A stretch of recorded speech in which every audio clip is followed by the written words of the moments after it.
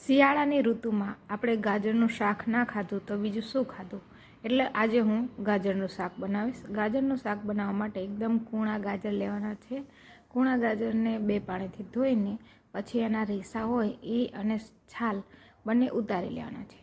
પછી ઝીણા ઝીણા કટ કરી લેવાના છે. તમને જેવો શેપ ગમતો હોય એવી રીતે શેપ કટ કરી લેવાના છે.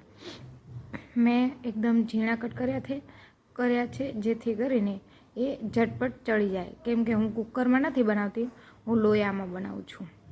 કોઈને આ પીળા કલરનું હોય તે ના પસંદ હોય તો કાઢી દેવાનું. હું એનો જે પાછળનો ભાગ હોય પીળો એ કાઢી દઉં છું અને પછી એને કટ કરી દઉં છું. મેં એવું સાંભળ્યું છે કે એ ખાવાથી આપણાને ઉધરસ થાય છે, એટલા માટે ઝીણા આમથા મેં ગાજર કટ કરી લીધા છે.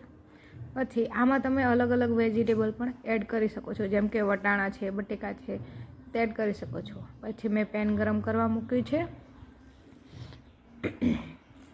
તમે આને કુકરમાં પણ બનાવી શકો છો. આ જલ્દી બની જાય એવી રેસીપી છે અને તમે એને સ્વાદ જોઈતા હોય તો તમે લોયામાં પણ બનાવી શકો છો. એટલે મેં લોયામાં બનાવી છે. પછી તેલ ગરમ થઈ જાય એટલે રાઈ જીરું એડ કરી દેવાનું. હિંગ ઓપ્શનલ છે અને લસણની ચટણી પણ ઓપ્શનલ છે.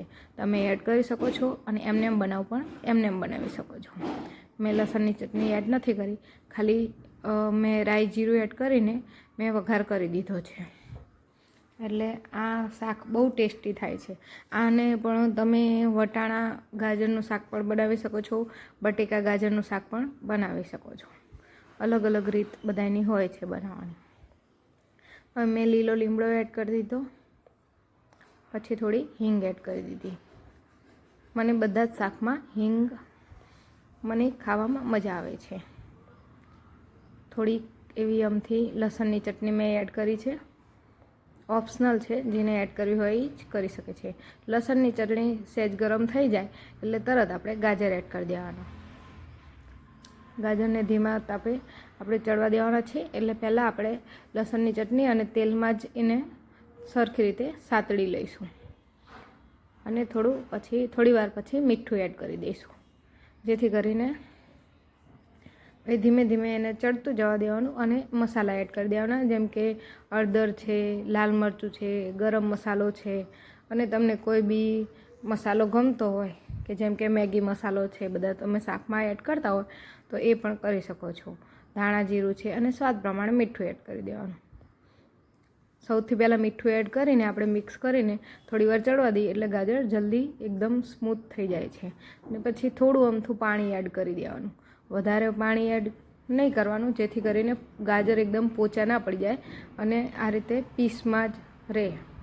નકર આપણે ડુંગળી ટમેટાની ગ્રેવી બનાવી એવી ગ્રેવી જેવું થઈ જાય. આ એકદમ પાણીનું હોય છે, એટલે ગાજરમાં પાણી છૂટે એટલે. પછી ધીમે ધીમે હલાવતું જવાનું અને આવી રીતે ચડવા દેવાનું. તમે પ્રોસેસ જોઈ શકો છો. ધીમા તાપે ચડવા દે 10 મિનિટમાં સમથિંગ શાક થઈ જતું હશે. એટલે સરસ રીતે આપણું શાક ચેક કરતું જવાનું અને જુઓ ટેસ્ટી એવું શાક તૈયાર છે.